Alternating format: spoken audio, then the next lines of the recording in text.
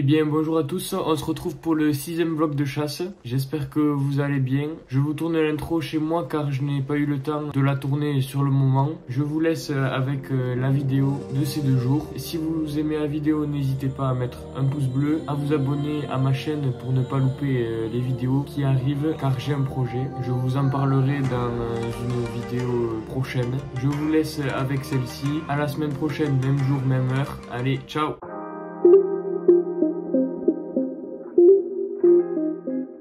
On se retrouve dimanche matin avec mon père à l'ancienne cabane et il se pose 4 palombes. On les tire donc à 2.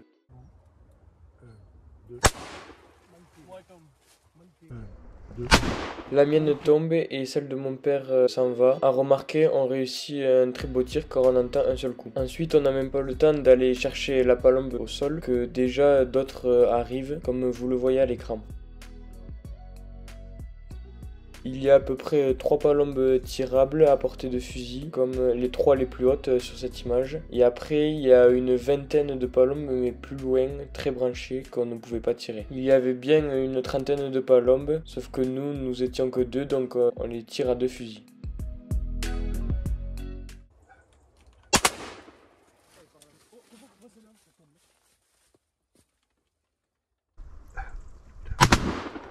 Comme vous pouvez le voir, on loupe tous les 2 notre cible. Quelques minutes plus tard, 4 palombes viennent se poser au-dessus de nous, mais partent avant qu'on les tire. Sur l'image, on n'en aperçoit que 2. Ensuite, comme vous le voyez, cette palombe est très loin, donc mon père décide de la tirer à la bandon. Nous sommes donc à 2 palombes tuées et 3 manquées. Quelques minutes plus tard, une vingtaine de palombes viennent se poser. Celle que vous voyez, c'est la palombe que je vais tirer et celle-ci, c'est celle de mon père.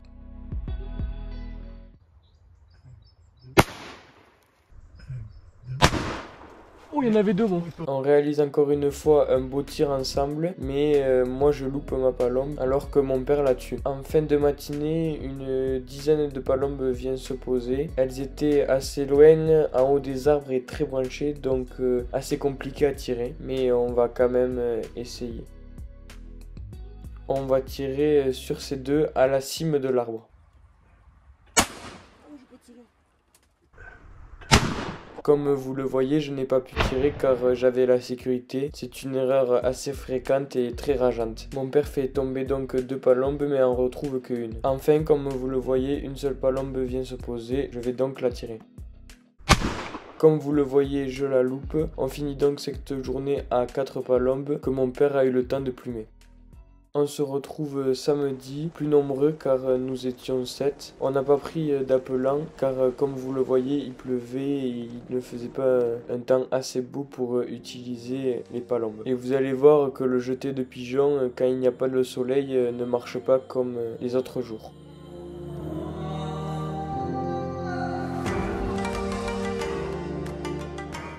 On aperçoit quelques petits vols, on jette donc les pigeons 5 ou 6 fois, mais comme je vous l'ai dit, avec la pluie, les palombes voient moins les pigeons voler dans le champ, donc cette technique aujourd'hui a moins marché.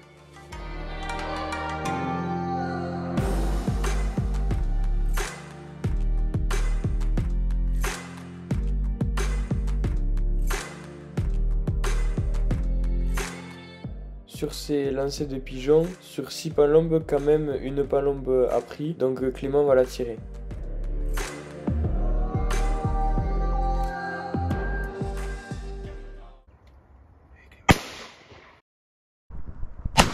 Il réalise un beau tir, sauf que celui-ci fait lever des palombes, donc on n'a pas pu aller chercher celle qui est tombée au sol. Donc on jette la fin des pigeons qui restent pour essayer d'attirer ce beau vol de 100 palombes que vous voyez. La technique va marcher un peu mieux à ce moment-là car vous voyez, il y a une éclaircie. Sur ce vol, il y avait bien 50 palombes, mais seulement 6 viennent se poser au fond de la cabane.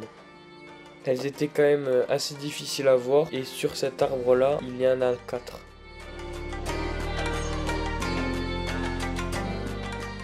Il tire donc à 5 fusils car il y en a une qui était intirable.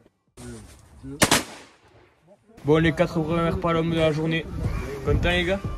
Une fois qu'on est allé ramasser les 4 palombes, comme vous le voyez, on rentre les pigeons avec un bâton. Si vous avez vu la première vidéo, les pigeons aujourd'hui commencent à bien rentrer dans la cage. Donc c'est plutôt cool car si un autre vol arrive, on sera plus vite prêt à relancer les pigeons.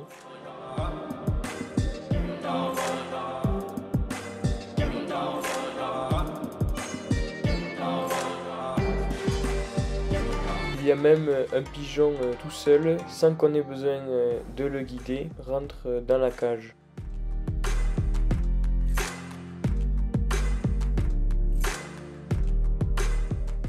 Ensuite, une fois à l'intérieur de celle-ci, comme vous le voyez, on les attrape et on les met dans la caisse prêt à lancer. S'il n'y a pas de souci, en 5 minutes, nous sommes prêts à relancer les pigeons. Mais il faut que nous soyons plusieurs, environ 3 ou 4.